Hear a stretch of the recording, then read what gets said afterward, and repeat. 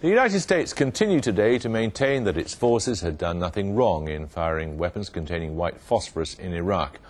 The admission was prized out of the Pentagon after repeated denials by spokesmen, but embarrassment isn't confined to the military. The so-called Fourth Estate likes to paint itself as a fearless defender of the citizen, which restlessly seeks out truth. Unfortunately, this story has yet again demonstrated the limits of the mainstream media and the commitment of the blogger. You may find some of the pictures in Paul Mason's report distressing. White phosphorus over Fallujah. American troops fired it not just, as they claimed, to illuminate the battlefield, but to attack and burn Iraqi insurgents. In the process, the weapon may have burned civilians, as alleged in an Italian documentary last week. Well, I do know that white phosphorus was used, which is definitely, without a shadow of a doubt, a chemical weapon. Is he sure of it? Yes. The story has been around and denied for a year. But when the Pentagon was forced to withdraw its denial last week, it was evidence of the growing power of blogging. Bloggers didn't start the story. It was the news service Al-Quds that first reported insurgents' complaints that they'd been attacked by chemical weapons, including burning gas. Some Fallujah residents have been further burnt beyond treatment by poisonous gases, said the unnamed fighters in a report run by the website Islam Online. In response, a US government website entitled Identifying Misinformation called into question the accuracy of that report and said, "Phosphorus shells are not outlawed. US forces have used them very sparingly in Fallujah for illumination purposes. They were fired into the air to illuminate enemy positions at night, not at enemy fighters." After the Italian broadcast, a blog called Insomnia dug up two accounts that proved the Pentagon was wrong. The first, from the Army magazine Field Artillery, described firing shake and bake missions against insurgents using white phosphorus to burn the enemy, high explosives to blow them apart. The second was from an embedded journalist with the US Marines in a previous assault on Fallujah in April 2004. It describes the Marines sending a mixture of burning white phosphorus and high explosives they call shake and bake into a cluster of buildings where insurgents have been spotted all week. They say they have never seen what they've hit. Both of these accounts had been available for months, but it was bloggers who dug them up, forcing the Pentagon to change its tune. Those who think there was some golden age of war reporting should remember Guernica in the Spanish Civil War. After the first mass bombing of civilians in history, the Times reporter George Steer picked up shell fragments that proved the use of German incendiary bombs, including white phosphorus. The fascists issued a flat denial. Presse behauptete, deutsche Flugzeuge hätten die Stadt bombardiert. Jedoch musste die internationale Weltpresse diese Meldung sehr bald als Pressemanöver der Bolschewisten brandmarken, welche selbst die gesamte Stadt beim Verlassen Haus für Haus niedergebrannt hatten. As a result, the use of white phosphorus firebombs and German responsibility was disputed even in the mainstream British press for the next 2 years.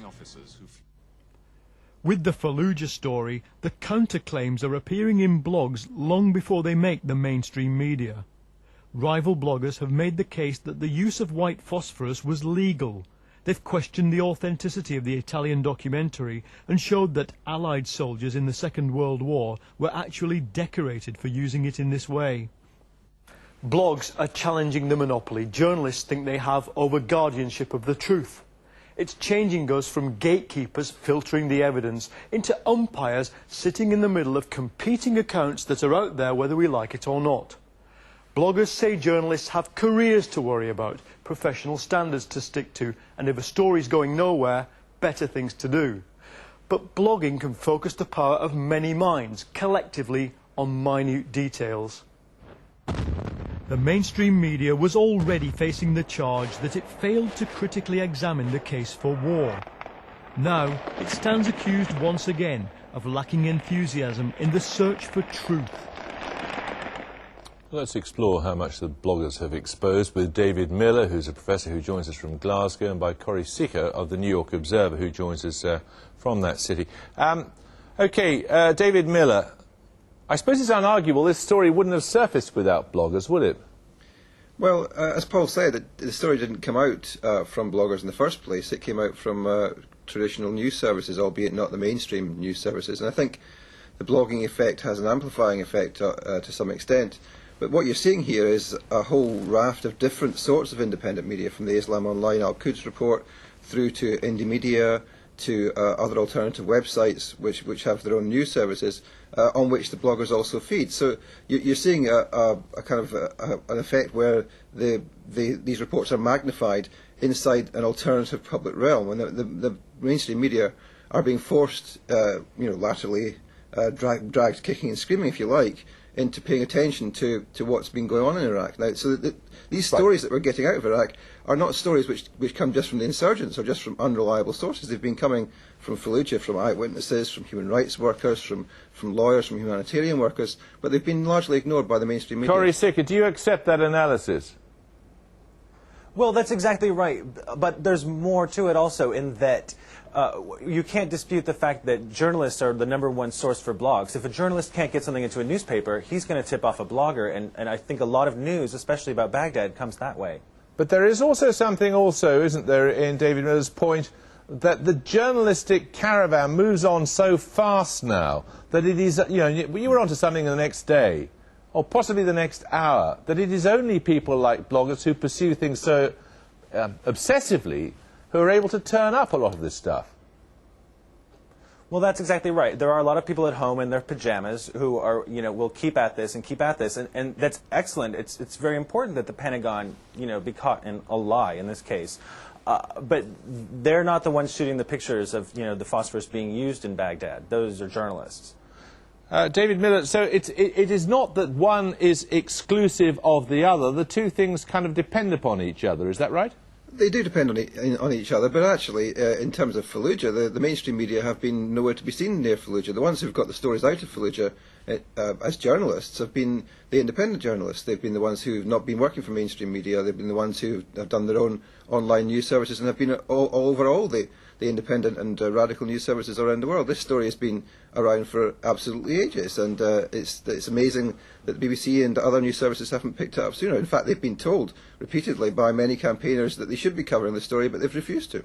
There is a bigger story here too. There's a bigger picture story here, Corey Sicker, and it's to do with kind of the collective learning or discovery of citizenry throughout the world, in the same way as Wikipedia, the online encyclopedia, works by people contributing voluntarily their own knowledge. In the end, it's more effective. It's probably better than most published sources, isn't it?